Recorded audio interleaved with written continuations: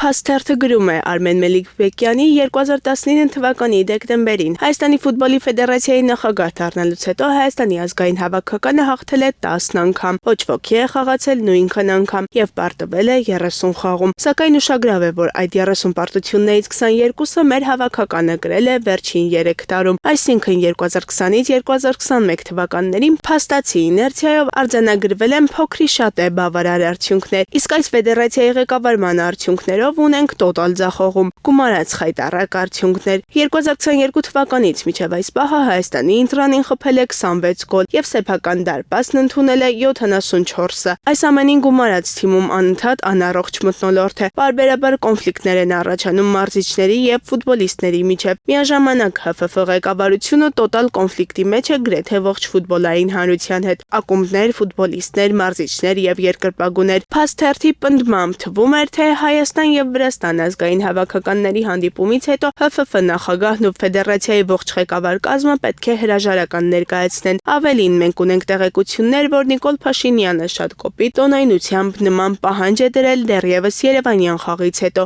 սակայն մեր աղբյուրների փոխանցմամբ հիմա ընթանում է նրան համոզելու գործընթաց։ Այդ թվում շարունակվում է S20 աշխարհի 2029 թվականի առաջնությունը երկու երկրներում անցկացնելու Վրաստանի հետ համատեղ հայտնի հանգամանքը, չնայած նրան, որ դա որևէ կերպ կապված չէ Մելիքբեկյանի հետ։ Ավելին, նրա գործոնը իմասնավորի, հենց բոլորի հետ կոնֆլիկտ ունենալու հանգամանքը կարող է խանգարող լինել։ Միևնույն ժամանակ փաստի տեղեկություններով աշխատեցնում է պահեստային տարբերակը, որ գոնե այդ հրաժարականը լինի մի քիչ ավելի ուշ, իսկ ավելի կոնկրետ ապրիլի 3-ից հետո, երբ տեղի կունենա UEFA-ի 49-րդ կոնգրեսը։ Բանն այն է, որ Արմեն Մելիքբեկյանը UEFA գործադիր անդամի թեկնածուների թվում է եւ մեծ ցանկություն ունի ընտրվելու, որ կարող է ավելի բարդ լինել հրաժարական տալու պարագայում։ Թե ինչ վերջնական որոշում ունի Նիկոլ Փաշինյանը, փաստի աղբյուրները տեղյակ չէին, սակայն փոխանցել էին, որ նա իր թիմին հանձնարարել է քննարկումներ սկսել ֆուտբոլային հանրության, այդ թվում երկրպագուների ներկայացնող շարժման հետ, ֆեդերացիայի նոր նախագահի թեկնածության եւ ընդհանրապես ստեղծված իրավիճակից դուրս գալու առաջարկներ հավաքելու հետ։